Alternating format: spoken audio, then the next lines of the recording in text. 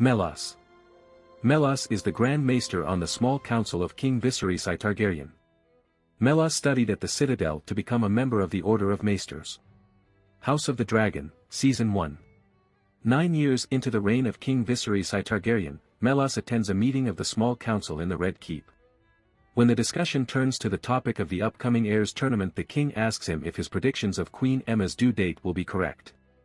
Melos responds that he has been over the moon charts and the estimation is as accurate as it can be.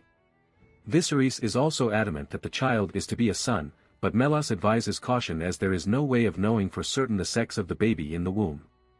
Later that night Melos is attending to an infected wound, that is not healing, on the king's back in his private chambers with the assistance of Maester Mycon.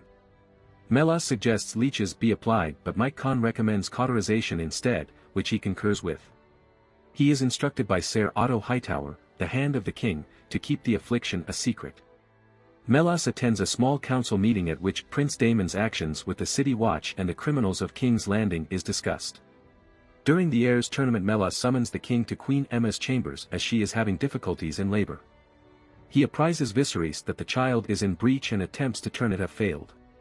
The king demands Melos do something for the pain, but he has already given the queen as much milk of the poppy as he can without harming the unborn infant. He later advises Viserys that he must choose to save one or lose both and that they have to act now or leave it to the gods, with the king giving his consent to save the baby. Melos then performs the procedure on Aemma, cutting the child free from her womb, killing the queen from blood loss. He announces to Viserys that the child is a boy and asks if he and the queen had chosen a name, to which the king replies Balon. Melos then notices the child beginning to choke in his arms. Melos attends the funeral of Queen Aemma and Prince Balon as they are cremated by the dragon Syrax's flames. At the small council meeting discussing the succession, Melos supporting Otto's arguments, stating that Daemon being the uncontested heir could destabilize the realm. After Viserys dismisses Otto's point of removing the prince from power, Melos allows that he should keep his place at court but insinuates that Daemon could be willing to murder him to seize the Iron Throne, which the king angrily rebuffs. Melos then offers that it may be wise for Viserys to name a successor, enabling Otto to suggest Rhaenyra. When Lord Lionel Strong objects that no woman has sat the throne in 100 years, Melos responds that it is only by tradition and precedent. The king refuses the notion of choosing between his brother and his daughter, and the discussion ends with a furious Viserys berating his small council for behaving like crows squabbling over corpses while he is still mourning his wife and son. At the Tower of the Hand Melos is ordered to promptly dispatch a message by Raven to Oldtown by Otto.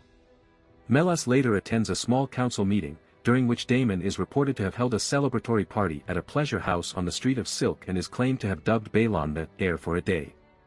Melos is in attendance at the ceremony naming Rhaenyra as Princess of Dragonstone and heir to the Iron Throne. In the books In Fire and Blood, there were actually 2 Grand Maesters during most of Viserys I's reign, Runsider and then Melos.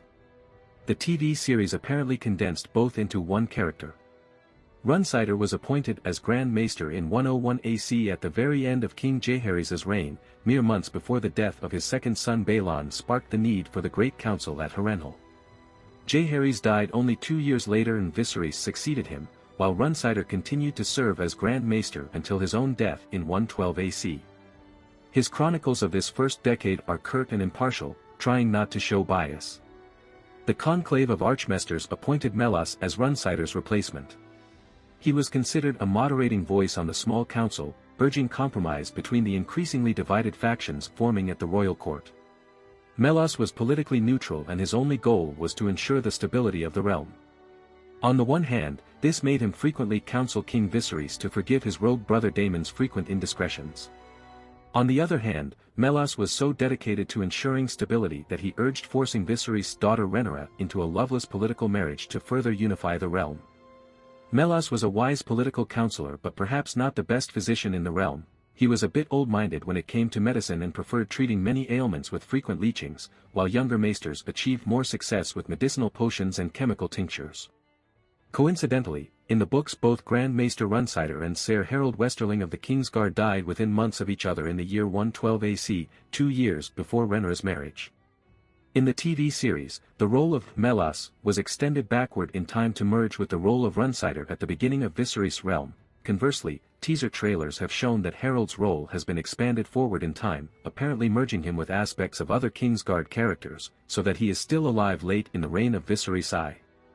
Both TV versions are condensation characters. In the books, Melos and Harold Westerling never met each other, yet in the second teaser trailer the TV versions are shown standing side by side.